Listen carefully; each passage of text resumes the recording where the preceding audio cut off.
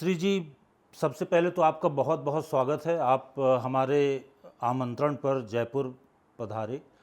जो लोग राजस्थान के आपको नहीं जानते उनको मैं बताना चाहूँगा कि श्री जी देश की एक प्रसिद्ध कथावाचक हैं जिन्होंने श्रीमद् भागवत महापुराण और रामचरितमानस में विशेषज्ञता अर्जित की है। तो सबसे पहले मैं ये आपसे एक प्रश्न पूछूंगा कि इस दिशा में आप कैसे चली गईं? जैसे इतिहास में भी हमारे यहाँ ऐसी महिलाएं हो चुकी हैं, जैसे गार्गी जी हो गई, और अभी भी वर्तमान में भी ऐसी बहुत सी कथावाचक हैं। और मेरा मानना है कि स्त्री पुरुष इस समय समान हैं वर्तमान स्थिति को देखते हुए। तो पुरुष तो कथा करते ही थे और प्राचीन समय से भी महिलाएं भी करती आ रही हैं, आध्यात्म के पथ पर थी। तो बचपन से आध्यात्म में रुचि थी और फिर ऐसा हुआ, गुरु की कृपा, ईश्वर की कृपा, बस इसी पथ को हमने भी चुना। क्योंकि इसमें कहते हैं तुलसी संसार में एक रुपया एक राम, राम से मुक्ति होता है तो रुपया से सब काम। और इसमें दोनों ही चीज़ें हैं। जीवन यापन करने के लिए धन की बहुत आवश्यकता होती है, तो ईश्वर कृपा से इसमें धन भी मिलता है। और जो कहते हैं कि परलोक के लिए करना चाहिए भगवत नाम संकीर्तन, तो वो भी आराम से हो जाता है इसमें। यदि और किसी फील्ड में होते तो ऐसा होता कि काम में व्यस्त होते तो भजन नहीं हो सकता, नाम नहीं जप सकते। लेकिन इसमें ऐसा कि वही काम है आपका, भजन ही करना है, नाम ही गाना है, कथा ही कहनी है, तो दोनों ही चीज़ें हो रही हैं। तो बड़ी महत्वपूर्ण बात है। आपने एक तरफ तो सांसारिकता को भी आपने महत्व दिया है, जैसा कि हम जिस युग में रह रहे हैं, दूसरी तरफ आपने आध्यात्म को भी महत्व दिया है। बड़ी इम्पोर्टेंट बात आपने कही है। आपने पूरे देश में कथा वाचन किया है, विशेषकर उत्तर भारत के सभी राज्यों में, और मध्य भारत के आगे भी आप दक्षिण भारत की तरफ भी गई हैं, और साल में 10-12 कथाएं आपकी होती हैं और बड़ी भीड़ जुटती है आपके इसमें। क्या कारण है, लोग इतना क्यों आपकी तरफ खींचे चले आते हैं? क्योंकि कहते हैं जो कार्य मन से किया जाए और जिसमें आप प्रसन्न हो, वह जो आप स्वयं खुश होकर के कहते हैं, आनंद में कहते हैं, तो सामने वाले को भी निश्चित ही उसमें आनंद ही आता है। और भगवत कथा ही ऐसी है, काकभूषुंडी महाराज भी कहते हैं, तो उसमें भी आनंद आता है। तो भगवान की कथा स्वयं ही आनंद का स्वरूप है। तो जब कही जाती है तो लोगों को आनंद आता है, जिसकी उसमें रुचि होती है तो अपने आप ही खींचा चला आता है। कलयुग में आध्यात्म और सांसारिकता का बड़ा घालमेल है। जी जी। एक तरफ हम बहुत सारा पैसा कमाना चाहते हैं, लेकिन हम दान नहीं करना चाहते। जी जी। तो आप क्या पाती हैं इस दुनिया में, जब देखती हैं कि जो नई पीढ़ी है, खासकर आपके प्रवचनों में नई पीढ़ी बहुत जुड़ती है, आपके प्रवचनों में बूढ़े लोग बहुत आते हैं। ऐसा कहा जाता है कि आप मैनेजमेंट साइंस की बहुत सारी बातें उनको अपनी कथा में बता जाती हैं। तो कुछ ऐसा 1-2 उदाहरण दीजिए जो रोचक हों। जैसे हम रामचरितमानस ले सकते हैं उदाहरण के तौर पर। तो जो आपने मैनेजमेंट साइंस कहा, तो उसमें बहुत से ऐसे उदाहरण मिलते हैं। जैसे अंगद, जब रावण के पास दूत बन कर के गया अंगद, तो जब हनुमान जी गए हैं तो रावण की प्रशंसा कर रहे हैं। लेकिन जब अंगद गए तो अंगद ने अपना पूरा तरीका बदल दिया। जहाँ हनुमान जी प्रशंसा कर रहे थे, वहीं रावण के सामने जब अंगद गए तो रावण का मनोबल उन्होंने कम कर दिया, मनोबल गिरा दिया उनका। बहुत बड़ी बात है। हाँ जी। तो कहते हैं कि दुश्मन से यदि आपको लड़ना है तो ज़रूरी नहीं कि शारीरिक तौर पर ही लड़ा जाए, युक्तियाँ लगाई जा सकती हैं और आप उसका मनोबल भी डाउन कर सकते हैं, जिससे वो अपने आप आपके सामने कमज़ोर पड़ जाएगा और आप उससे जीत सकते हैं। बहुत सुंदर उदाहरण आपने दिया। कितनी बड़ी युक्ति लगाई होगी अंगद ने, जी जी। जबकि अंगद को ये पता था कि रावण उनका पाँव उठा के फेंक सकता है। जी जी। लेकिन जब रावण वास्तव में पांव उठाने फेंकने की दशा में आया तो उसको उन्होंने इस तरह दुत्कारा। एक चौपाई है जो मम पद गहे न तोर उबारा, बहुत ही सुंदर बात है। इसी बात को थोड़ा सा आगे बढ़ाऊंगा मैं। ये नई पीढ़ी आपसे इस तरह के मैनेजमेंट साइंसेस को सीखने के लिए आती है, या नई पीढ़ी का आध्यात्मिकता की ओर झुकाव बढ़ रहा है? एक बात इम्पॉर्टेंट आती है, श्रीमद् भागवत में कथानक और पात्र बिल्कुल अलग हैं। रामचरितमानस में कथानक और पात्र बिल्कुल अलग हैं। इन दोनों में ही आपने बराबर प्रोफिशिएंसी हासिल की है। ये कैसे आपने इसको संभाला? जैसे दोनों ही विषय में गुरु जी के द्वारा अध्ययन कराया गया। तो राम कथा यदि आप देखेंगे तो आज कलयुग में राम कथा जीवन जीने की कला सिखाती है। हम आप सब परिवार में रहते हैं, बहुत बढ़िया तो बात हमारा क्या धर्म है, हम किसी के पिता भी हैं, किसी के भाई भी हैं। अनेक रिश्तों में यदि पुरुष को देखा जाए तो भाई है, पिता है, इत्यादि रिश्ते हैं। महिलाओं को देखा जाए तो माँ है, बहन है, बेटी है।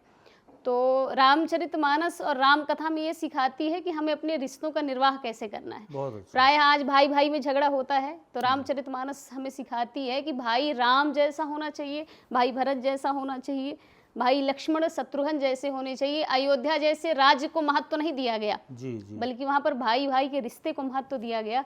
रामचंद्र जी ने 14 वर्ष का वनवास स्वीकार कर लिया कि मेरा भरत राजा बन जाएगा, और वहीं जब भरत जी को पता चलता है कि मेरे भैया ने मेरे लिए अयोध्या का राज ठुकरा दिया, तो भरत जी ने उसे स्वीकार नहीं किया, बल्कि भरत जी ने भी उसे ठोकर मार करके अपने भाई के प्रति प्रेम दिखाया। वो चित्रकूट गए और जाकर के क्षमा याचना भी की, और फिर उसके बाद रामचंद्र जी के आग्रह पर चरण पादुका लेकर के आए।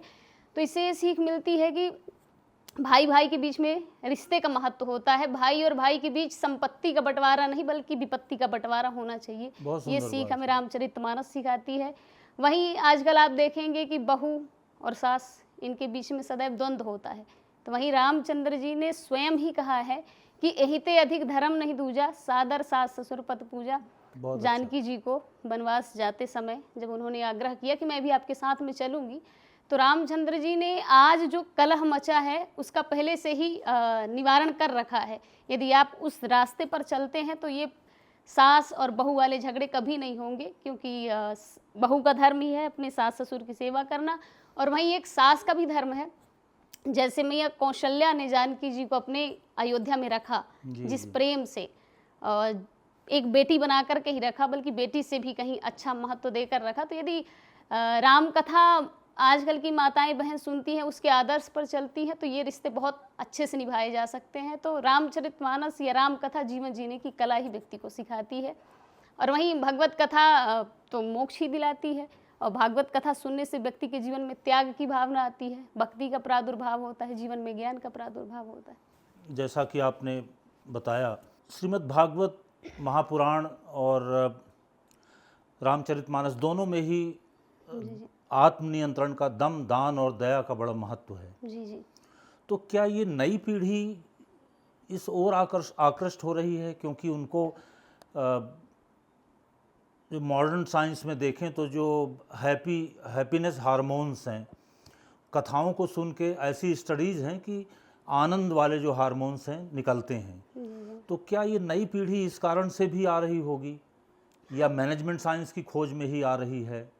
क्या लगता है आपको? आपके व्यक्तिगत विचार जानना चाहूँगा। जैसे कथा में केवल एक चीज़ ही नहीं होती, अनेक चीज़ों की प्राप्ति होती है। तो जो भी युवा पीढ़ी आ रही है वो कुछ ना कुछ तो सीखने के लिए आती है, और वहाँ पर जो भी कहा जाता है उसमें से बहुत सी बातें जो होती हैं वो आपके जीवन में बहुत सहायक होती हैं। तो जैसे राम कथा ही देखेंगे आप, तो अध्यात्म भी है उसमें, सांसारिक जीवन कैसे जीना चाहिए वो भी है, और आज की युवा पीढ़ी के लिए भी उसमें बहुत से ज्ञान हैं।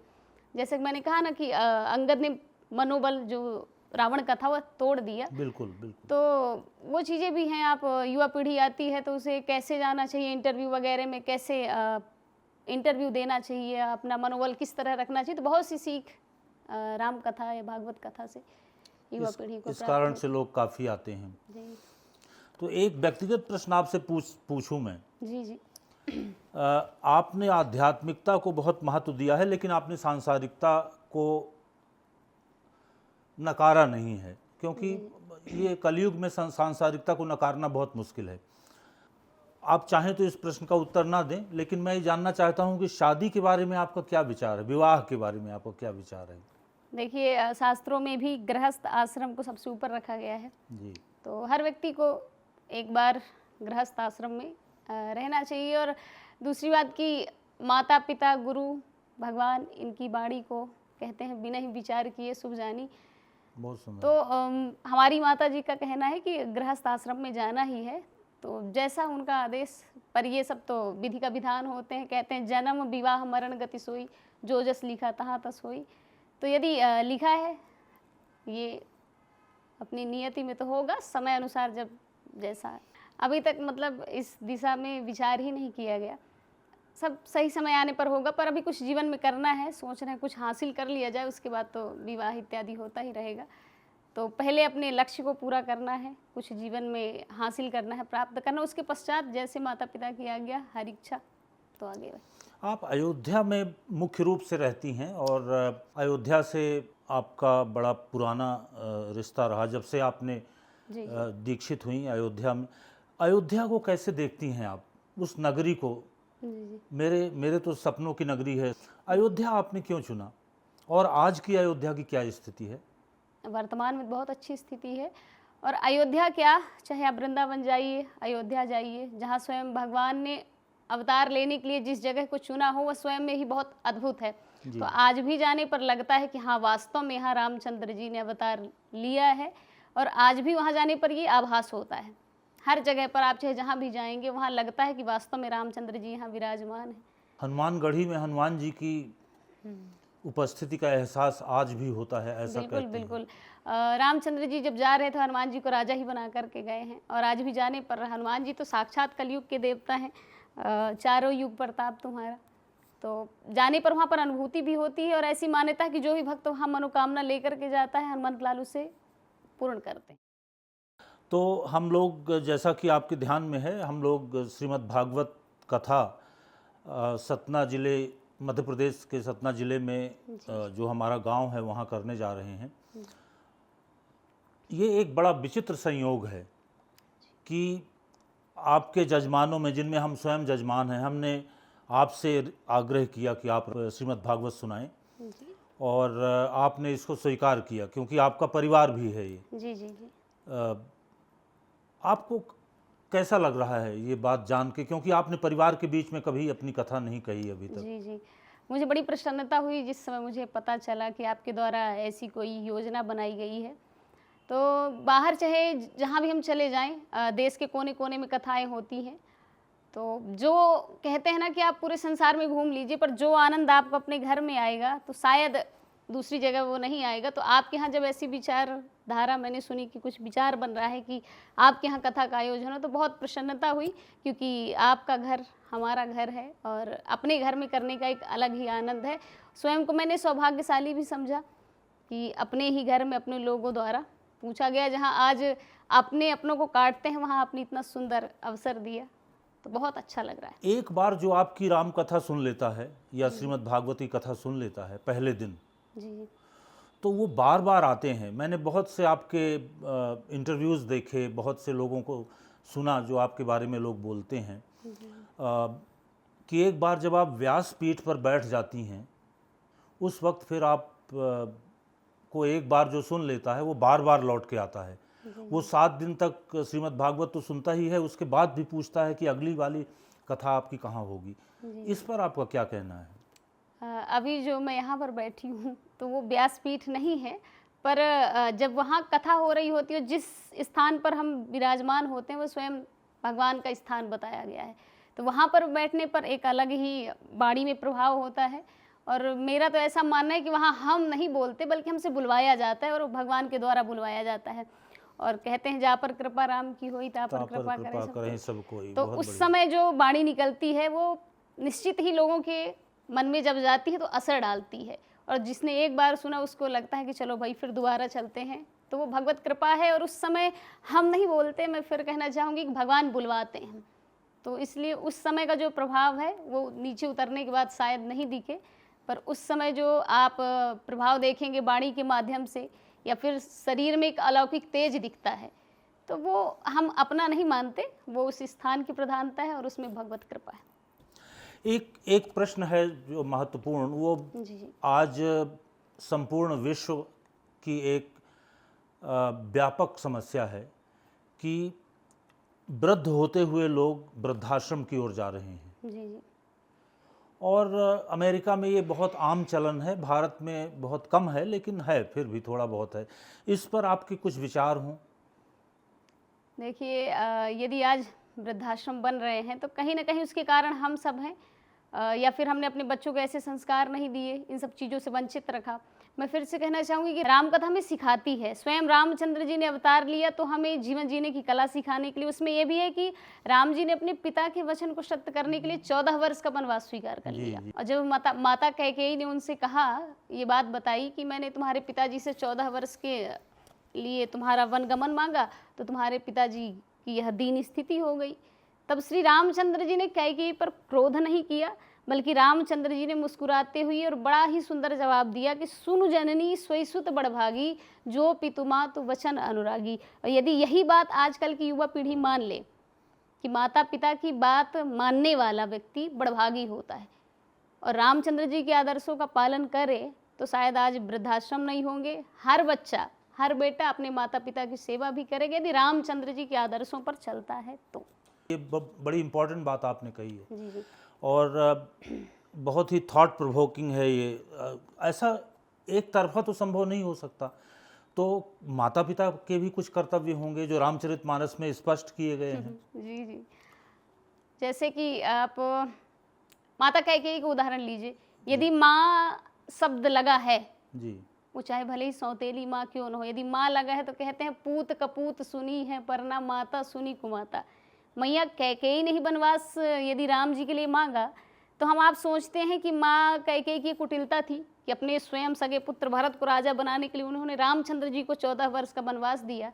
पर इसके पीछे की कथा आती है संतों के द्वारा, मैंने सुना है कि कैकेयी मैया को यदि राम के साथ गलत करना होता तो वो 14 वर्ष का वनवास क्यों मांगती राम जी के साथ। यदि उन्हें अपने बेटे भरत को ही राजा बनाना होता, 2 वरदान मांगे हैं। पहले वरदान में कहा कि सुना हूँ प्राण प्रिय भावत जी का, देऊं एक बर भरत ही टीका। पहले वरदान में उन्होंने कहा कि आप भरत को राजा बना दीजिए, और दूसरे वरदान में उन्होंने कहा कि तापस वेश विशेष उदासी, 14 वर्ष राम वनवासी, 14 वर्ष के लिए राम को वन भेजा जाए। तो यदि मैया कैकेयी को कौशल्या जी के साथ में अपना सौतेलापन यदि निकालना था, कौशल्या जी से तो उन्होंने बदला ले लिया। जहाँ राम राजा बनना था वहाँ भरत राजा बनेगा, और महाराज दशरथ ने सहर्ष स्वीकार कर लिया। महाराज दशरथ ने कहा, देवी यदि तुम चाहती हो कि भरत राजा बने तो मुझे कोई आपत्ति नहीं है, क्योंकि मोरे भरत राम दुई आँखी, सत्य कहूँ कर शंकर साखी। मैं भगवान शिव की साक्षी लेकर या उनकी सौगंध खा करके कहता हूँ कि मेरे लिए भरत और राम दोनों में कोई भेद नहीं है। जैसे इंसान के लिए दोनों आँखें उसकी ज़रूरी होती हैं, ठीक उसी तरह मेरे लिए दोनों आँखों के समान है भरत और राम। यदि तुम चाहती हो भरत राजा बने तो कल ही मैं ढोल नगाड़े बजवा करके बढ़िया तरीके से भरत को राजा बना दूंगा। तो मैया कैकेयी तो यहाँ भी कौशल्या जी से बदला ले लेती क्योंकि उनका बेटा राजा बन रहा है। पर मैया कैकेयी ने राम के लिए 14 वर्ष का वनवास इसीलिए मांगा क्योंकि यदि राम बन ना जाते तो शायद राम कभी भी मर्यादा पुरुषोत्तम श्री राम बन ना पाते और आज हर घर में रामचंद्र जी पूजे ना जाते।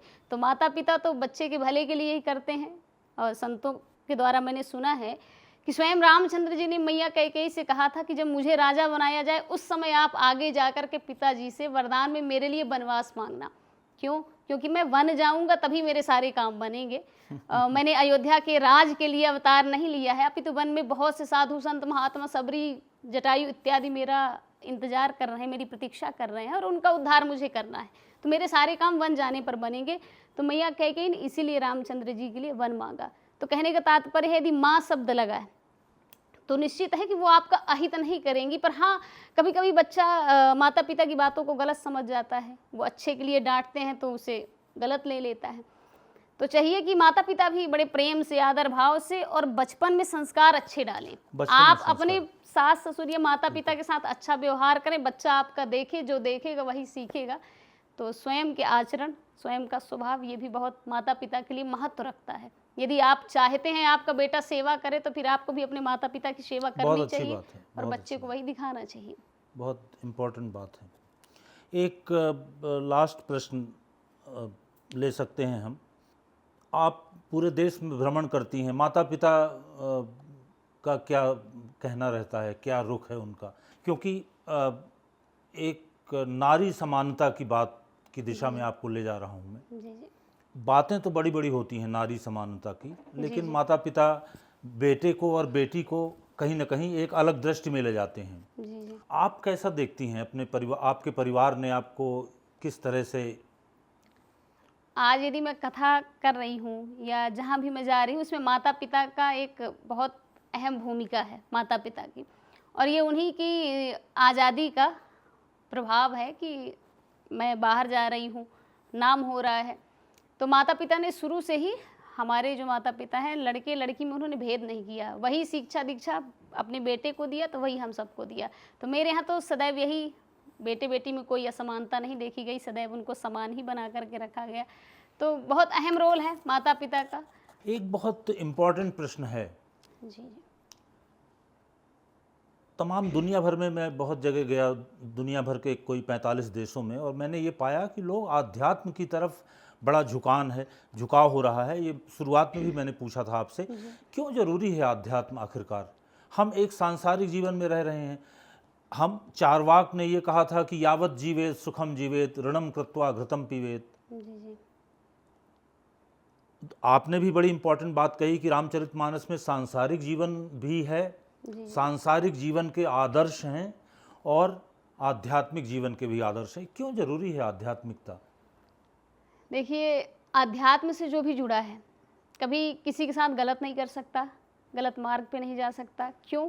क्योंकि आध्यात्म हमें बताता है कर्म प्रधान विश्व रचि राखा, जो जस करहि सो तस फल चाखा। यदि आप किसी के साथ गलत कर रहे हैं तो आपके साथ भी गलत होना निश्चित है। बोया पेड़ बबूल का तो आम कहाँ से खाए।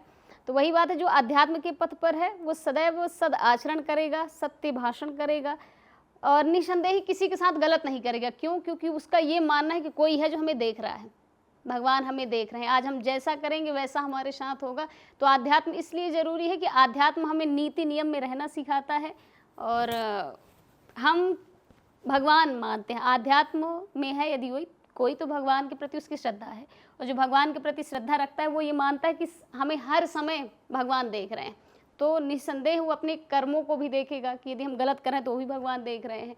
तो आध्यात्म इंसान को सही तरीके से रहना, कर्म करना, सही कर्म करना सिखाता है, परोपकार सिखाता है, सत्य बोलना सिखाता है। और कहते हैं कि धर्म न दूसर सत्य समाना।